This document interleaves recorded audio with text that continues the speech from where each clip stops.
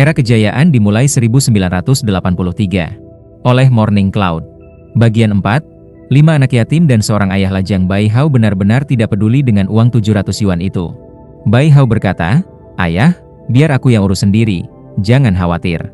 Begitu dia selesai bicara, sabuk langsung melayang. Zhang Jiangwo menghajarnya beberapa kali, lalu menegurnya dengan suara rendah, "Kamu bisa apa? Jangan sampai melakukan hal-hal yang tidak benar.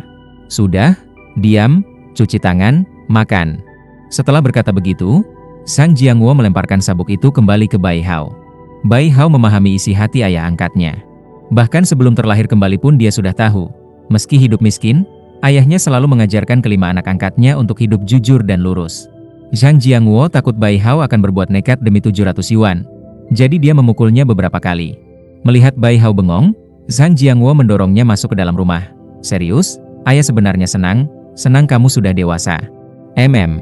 Bai Hao terharu sekali, ingin bicara tapi malah didorong masuk. Bai Hao berjalan keliling dalam rumah, membuka lemari pakaian, dan memastikan, ya, masih rumah masa kecil yang dia ingat. Rumah ini telah memberinya rasa kekurangan dan juga kehangatan keluarga. Rumah inilah yang membentuk kepribadiannya yang kuat. Rumah itu reot, tapi tetaplah rumah. Ayah angkatnya, Zhang Jiangwo, adalah seorang lajang. Semua 5 saudara kandungnya, termasuk Bai Hao, adalah anak angkat. Dari ingatannya, mereka berasal dari latar belakang yang tragis dan berbeda-beda. Yang paling kecil, si bungsu, ditemukan beberapa tahun lalu. Saat kakak ketiga dan keempat menemani kakak perempuan kedua mengunjungi universitas, mereka menemukan bayi di toilet kampus dan membawanya pulang. Zhang Jiangwo memutuskan untuk merawatnya. Bagi Zhang Jiangwo, mengasuh 4 anak atau 5 anak, tidak ada bedanya. Ada 5 anak di rumah. Meski Bai Hao anak sulung, usianya hanya beberapa bulan lebih tua dari adik kedua yang berusia 17 tahun dan masih SMA. Kakak ketiga dan keempat masih SD. Si bungsu masih TK. Makan malam.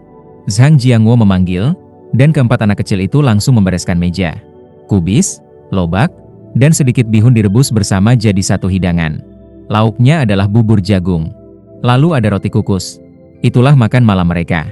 Begitu Bai Hao duduk, adik keduanya yang Liu bertanya, "Ayah, apa ayah akan kembali kerja ke pabrik Gongdian?" Katanya mereka mau ayah kerja di sana lagi. Bahkan tawarkan gaji setara pekerja level 8. Pekerja level 8 juga dapat rumah lebih besar, kan? Anak keempat, Lu Ming, ikut bertanya penuh semangat. Katanya saat tahun baru mereka bagi-bagi daging. Zhang Jiangwo menghela napas, menyalakan rokok, dan duduk di batu di depan pintu, merokok dalam diam. Dalam hatinya masih ada harapan, keterikatan, dan juga rasa tanggung jawab. Terutama karena anak ketiga, keempat, dan kelima, siapa tahu suatu hari nanti orang tua kandung mereka akan mencarinya. Tetap tinggal di tempat lama akan memudahkan pencarian itu. Selain itu, di pabrik tempatnya bekerja sekarang, dia dipekerjakan sebagai buruh pengganti. Di usianya sekarang, digaji sebagai pekerja level 7 sudah sangat baik. Dia juga mendapat tunjangan pegawai dan menjabat sebagai kepala bengkel sementara. Zhang Jiangwo bekerja di pabrik reparasi yang memproduksi dan memperbaiki suku cadang mesin untuk pabrik-pabrik sekitar. Total pegawai di sana hanya beberapa puluh orang dan 1 bengkel. Beberapa bulan lalu, wakil direktur pabrik ketahuan korupsi. Akuntan dan kepala bengkel kabur dan belum tertangkap. Direktur tua pabrik itu saking marahnya sampai tekanan darahnya naik dan kena serangan jantung. Dirawat di rumah sakit. Dari ranjangnya, dia mempercayakan pabrik pada Zhang Jiangwo. Dan di seluruh pabrik, hanya Zhang Jiangwo yang memiliki pangkat di atas level 4. Tanpa dia, pabrik yang sudah kesusahan itu bisa saja ambruk. Saat mengadopsi Bai Hao dan kemudian Yang Liu, dia sangat miskin. Sebagai mantan pekerja magang di Gongdian, dia pindah ke pabrik ini karena direktur lama menawarkan kenaikan 2 tingkat gaji.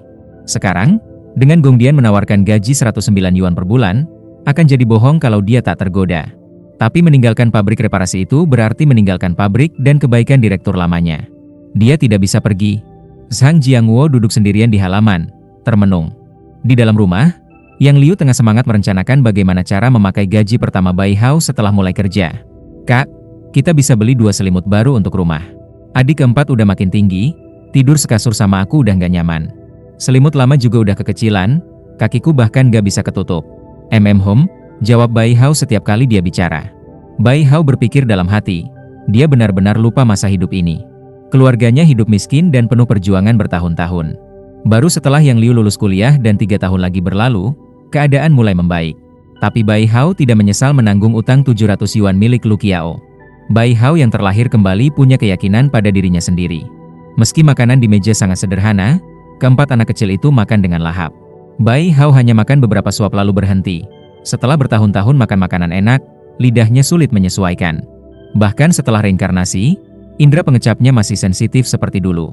Setelah Bai Hao meletakkan sumpit, Zhang Jiangwo masuk ke dalam rumah, mengambil roti hitam dari lemari, mencabik-cabiknya ke dalam mangkuk, lalu diam-diam menghabiskan sisa makanan. Bai Hao keluar rumah dan mengambil rokok ayahnya dari jendela. Merek Yang Kun. Rasa yang membawa kenangan, dia menyalakannya. Sekali isap terasa pedas, Bai Hao mengumpat dalam hati, buset, pahit banget. Isapan kedua, tetap pedas. Bai Hao duduk di batu tempat Zhang Jiangwo duduk tadi dan mulai memikirkan masa depannya.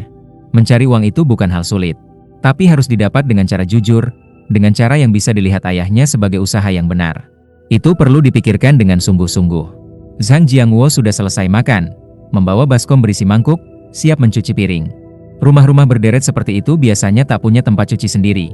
Sekitar 20 rumah berbagi satu tempat cuci dan jamban umum. Melihat Bai Hao duduk di pintu, memegang rokok dan termenung, Zhang Jiangwo duduk di sampingnya dan menghibur, "Jangan khawatir. Biar ayah cari cara buat nutupin 700 yuan itu. Ambil TV-nya, lihat bisa diperbaiki atau enggak. Kalau bisa dipakai lagi, mungkin bisa dijual ratusan yuan. Kalau masih kurang 100-200, nggak susah ngatasinya." Inilah pria yang mengadopsi 5 anak yatim dan membesarkan mereka sendirian.